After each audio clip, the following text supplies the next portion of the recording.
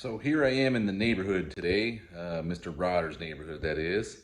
And I'm going to get back on a project that, like I said before, you've probably already seen it in the background, but the ball didn't stop rolling on these projects. Well, I just wasn't taking the video of it. I just didn't have time to video it and then edit it and then post it up. I kind of was just borrowing from Peter to pay Paul, I guess, in the long run. But we're going to get back on a project here today that I probably haven't shown you. It was the 455 out of the Suburban that originally had some oiling issues. And a lot of it had to do with the number one cam bearing. I ended up burning the number one cam bearing at initial break-in, and that's what I think a lot of it was. It also had a bent crank on number 2 and 3 main. So who knows where it ended up losing oil at, but all the bearings were pretty much wiped and blackened. So I got another crank and I got the block honed and cleaned and new cam bearings installed, and we're gonna go through the block and put it back together as just a regular 8-to-1 compression running 455. But I've dropped the crank in, and yesterday, 2 days ago, I Plastigaged it. And there's something that was quite interesting, and it got me wondering if what I could do about it. So let me get the camera flipped around and we'll get started. I'll show you what's happening. All right, so here's our subject. 455 is the one directly out of the Suburban. It didn't have many miles on it, and it started having not necessarily like oil pressure issues. It had good oil pressure. It just had a knock that I just could not figure out what it was and why it was there. But it developed shortly after I just broke the motor in originally. And this is where I ended up building a start stand, because this was such a pain in the butt to get this one broke in the truck, with everything being completely different. And I had to fab it all up to make it fit this motor. And then, there was some kind of crap in the tank that it sucked up in the carburetor and ended up killing the motor, or not killing the motor, but just ran it started for fuel during cam braking, which I thought I'd already ruined the motor at that point. We'll get back to really what I've been doing. So I dropped this crank in here, and it's just a freshly ground crank. It actually came out standard. It was just polished. Okay, so I checked my main bearing sizes here with Plastigauge a couple of days ago, and this is what I came up with: a 1.5 thousandths on the front, which is fairly tight. This is a 1.7. It's probably, the problem with Plastigauge is you either get 1.5, or if it's a little bit wider, then it's a little bit less than 1.5, or it's a little bit narrower. You kind of got to ballpark it. So it's around 1.7. So it's 1.5 to 2, which is technically just fine. This is not even really a problem. It's very acceptable to run that. 2 thousandths, which is almost a perfect number for your crank main journals. That's what I like to run in them. But then I get back to this dude here, and it's 2.5 thousandths. And I was like, that's a little on the loose side. It's totally acceptable, but I'll show you where this is at. This is the number 4 main, okay? And then if you go back and look at number 5, it's 2.5 thousandths, or it's 2 thousandths, I'm sorry. But, so this is the one that's kind of weird to me, all right? Now I know it's all primarily the crank, and it all falls within, acceptable tolerances to run, but I'd like to have it a little closer than 2.5. I'd like to be around 2 thousandths if possible, and 1.7 is fine. Now this 1.5 is fairly tight, but the way this works on the Buick V8 is your oil pump is up front. Okay, so the oil is actually fed. Its pickup is here, so the suction side is here, and the discharge side is there, and it runs through all the way up to the number 1 cam bearing, and then through a main oil galley that goes all the way back to the back of the block, and it feeds all the mains, all the rods, everything. Okay, well, your number 4 main here is the one that feeds essentially your number 7 rod and your number 6 rod. Okay, and if you've ever messed with a Buick 455 and it had like a racing application, or you just had a hot rod motor and it was stock bearing clearances, and you went and wound that sucker up, you found out that generally you'd spin number 7 rod bearing. okay? And then when you took it apart, you'd find that the number 4 main would be a little bit darkened, and number 6 rod bearing would probably be a little bit darkened. Now, what the reason for this is because it feeds through that main oil galley. This is all kind of something that I put together. It's probably not. There's probably people out there that are scientific about this thing or engineering types about it. But since it's feeding from the front to the rear, if you look at how all your rods and everything are set up from your mains, here's number 1 main, okay? Number 1 main is fed directly off the pump, and it actually just has to feed number 1 rod, okay? So it only has this main bearing surface and this rod bearing surface to feed. But when you look at number 2 main feeds number 2 rod and then number 3 rod, okay? So you see, this one would need, it virtually has 3 bearing surfaces. So you got your number 2 rod, your number 2 main, and your number 3 rod bearing surfaces to fill with oil. Well, these don't generally have a problem. It's when you get back here to number 4. And that's because if you look at number 3 main, your thrust main here, one, it's got the number 3 main surface, plus because it's the thrust bearing, it's got the sides to lubricate, which is actually just done by runoff from the main itself. Okay, but then it also has your number 4 rod, your number 5 rod to feed. All right, so it's feeding 2 kids, right? Plus itself. And you get back here and you get your number 4 main and your number 6 rod and number 7 rod. So it's feeding again 2 kids. But the further and further it gets back from the pump, the less and less volume that it has flowing through the system, okay? Because it's feeding from the front back, all right? So when you get back here, this is where you start having issues with however much oil volume you have coming to this part of the motor, all right? This one is actually a wider main. If you look at the bearing size is considerably wider than all your other mains.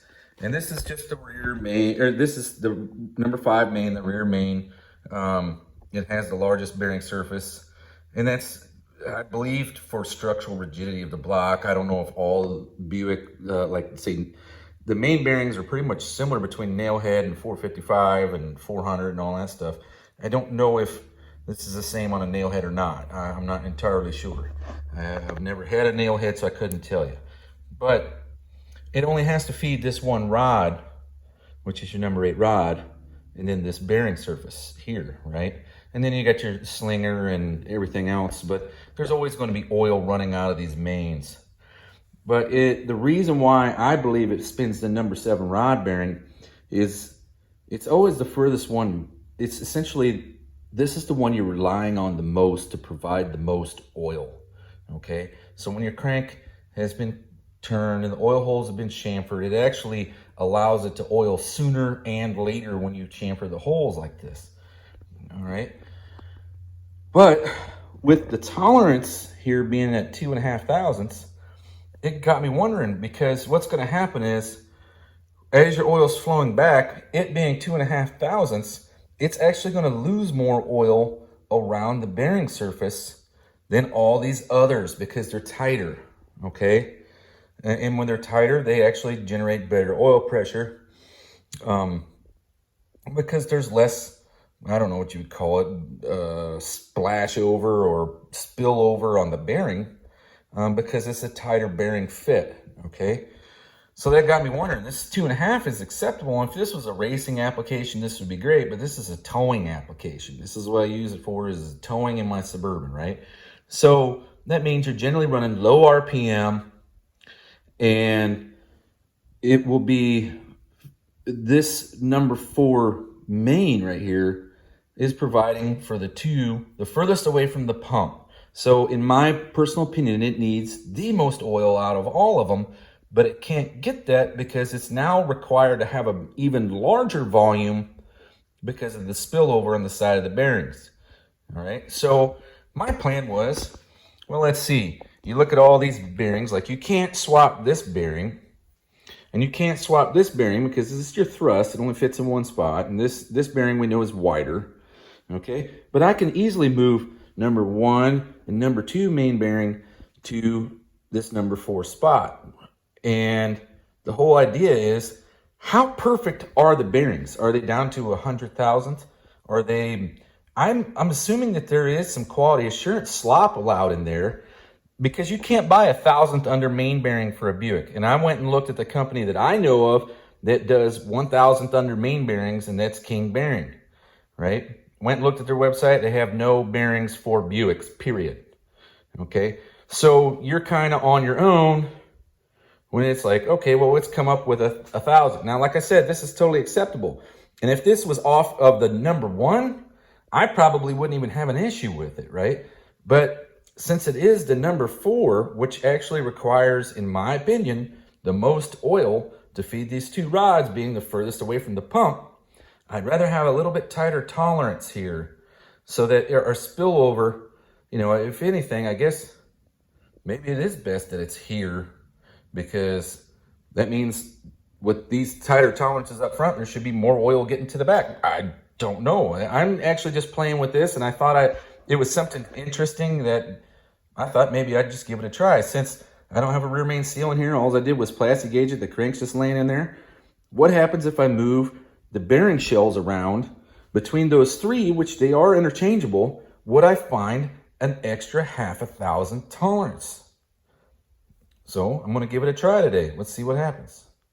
Okay, so here's what I've done. I pulled the crank out and I labeled all the bearings. You can see the 3 interchangeable, which is this one here, and then these number 1 and 2 main, okay? So I zoom in on them, I put 4 dots on it with a magic marker so that I know what bearing shell went where when I made the initial measurements, okay? So this one's number 2 and number 1, and I did the same thing on the corresponding caps, or on the corresponding bearing shells that are on the caps right now. So what I'm gonna do is swap this number 4 into the number 1, which I feel was the loosest one. Maybe I can take the 2 bearing shells and come up with something with split the difference and maybe come out to 2 on all of them. We'll see. So I got the crank back in there. I've already swapped the bearing shells. I got the number 1 cap on. Nothing's been torqued yet.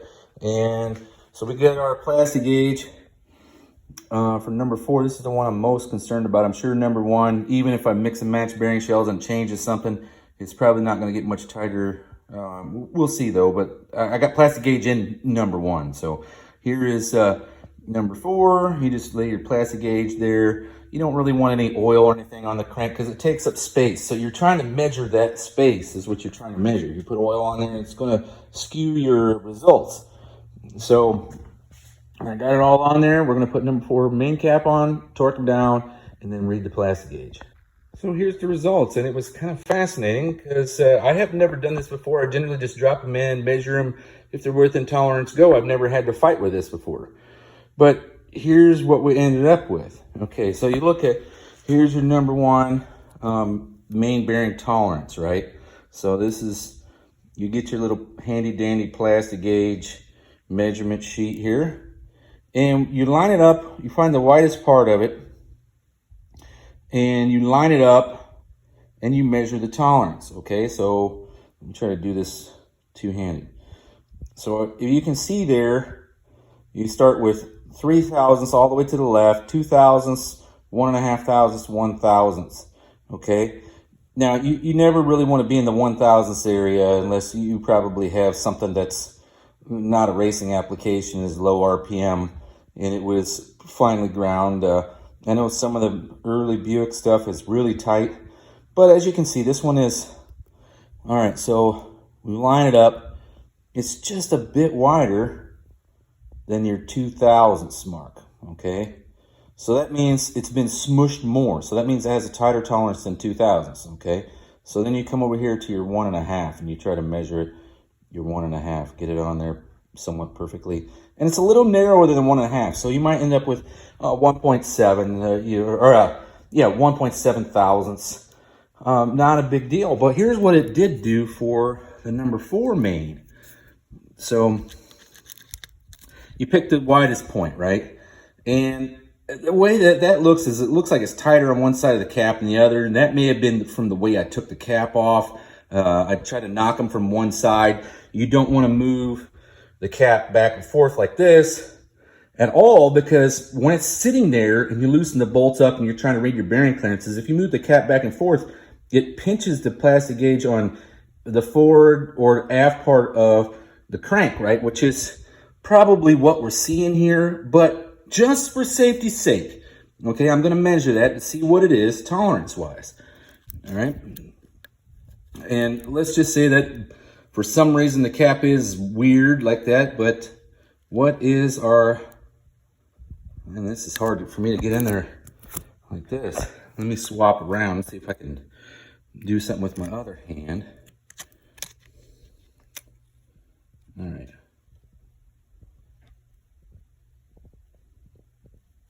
Okay. Reading your bearing tolerances. All right.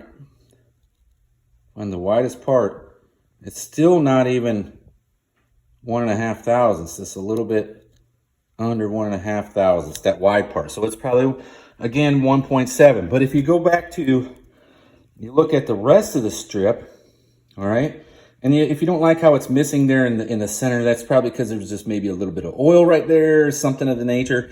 We can actually go read it on the cap here in a second. So we measure, go back to my other hand again. We measure, actually I'll flip it around, it should be easier now. Okay, so we find our number 4 main, and put our plastic gauge in there. Oh God, this is a whole new epic level of hard, because it's so backwards. Okay. All right, so we're looking at 2 thousandths. That's a lot more than what I actually thought was going to happen. So what it did is it loosened up the front to from 1.5 thousandths to about 1.7, maybe a little bit more, maybe 1.8 thousandths. And then it tightened up our number 4 here to where if we were to take these two and make a split of difference, it'd be 1.7. It's most likely around 2 because that's what the majority of it is. We can go over to the cap, which is the number 4 cap here. Okay, and that missing piece of plastic gauge is right there, right? So we can measure that, depending upon which one gives you the best view, right? You can't see it all that great, but that's about 2 thousandths is showing on there. So we did tighten it up, and in my personal opinion, I've never messed with moving bearing shells around because I'd never really thought of it. And last night, Tony was asking me a couple of questions about, could I just run another top bearing shell in here to provide more oil to that main? And I'd never thought of that either because these Buick, the upper shells are generally grooved, right? So if I swap this and I put another top bearing shell in the bottom, okay, the bottom normally looks like this, where they don't have any grooves whatsoever. The top has a groove. If I was to put a top one in here and just use 2 tops in this one bearing, let's say I bought a whole new set of bearings and I just took one top and I put it in here, it would technically provide oil to the crank considerably more. I think the problem is going to be, though, it's providing it like twice as much because, I mean, normally you're not supposed to rotate the crank because I got plastic gauge on it. Well, here we go. Here's your number 3 main. The crank is drilled like this, and if there's a groove all the way around, it's providing oil to that groove all the time, which is then in turn oiling your rods all the time, which may be the way to go on the, like, say I did buy another set of bearings, and I put them on just the ones that need it. Remember, the ones that are feeding 2 rods, maybe that's what it needs. So I put upper bearing shell, 2 upper bearing shells on number 4. I buy another package of bearings, right? So I don't have another thrust. So I put the upper thrust bearing shell in this, which I don't know if can be done. I don't see why not. And then I do the same thing for here. So then these 3 main bearings would have significantly more oil going to the bearing surface and the rods, okay? I don't know, it's a thought. When you put that groove in there, It does lose some of the bearing surface on it, but if it was a racing application, you'd be tearing it down every couple of years anyway, so it wouldn't really matter. It'd never have really more than 20,000 miles on it. So that may be a way to go. I have never thought of doing that. And since these end ones feed only one rod and the main bearing, they seem to be adequate. So maybe it's just pump up the volume of the oil pump and then run two upper bearing shells in each one of these mains, number 2, 3, and 4 mains. Might fix some of the Buick high RPM, low or oiling issues. So, well, until next time, that's what we got on Mr. Rotter's Neighborhood. We now have a motor that we can completely assemble with main bearing tolerances that are acceptable. All right, so I'll see you later. Oh, hey, and don't forget, we're having an event called the No Name Nationals, Sykeston, Missouri, September 30th, October 1st. It's at Jeffers Motorsports Park. You can pre-register on nonamenationals.com. You can even buy pre-registered spectator tickets on there. You'll save yourself $5 on the spectator ticket. At the gate, it's going to be $20. Pre-registered is $15 a day. So make sure you head on over to nonamenationals.com and get yourself enrolled.